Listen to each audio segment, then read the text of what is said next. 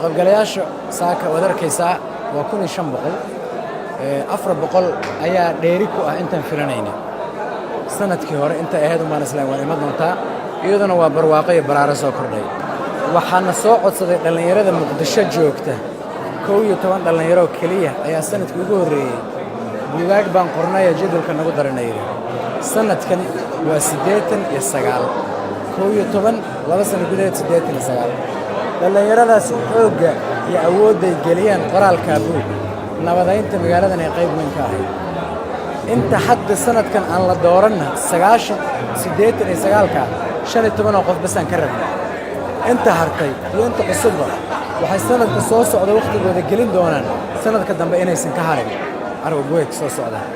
waxaan isleeyahay carwadu waxay si wanaagsan oo aan caburin lahayn oo raaxo leh u jihaysay awoodii iyo energy-ga dhalinyaro fara badan ay haysay labo waxa magaalada Muqdisho ugu yaraan bishii hal mar ka dhacay buug isagoo la daahfuray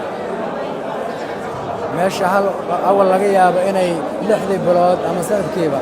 mar wax dhal jireen waxay noqotay wax magaaladu ay la qabsatay oo la isku martiqaado sida aroosyada la isku martiqaado saddex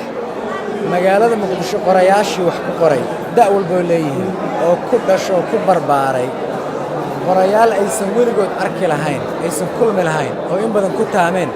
ayaan inta caalamka ka soo aruuraan halkan ugu keenaa oo la joogaan oo walaaltinimo iyo Soomaalinimo iyo xirfadda la kala dheer yahay ay wada wadaagaan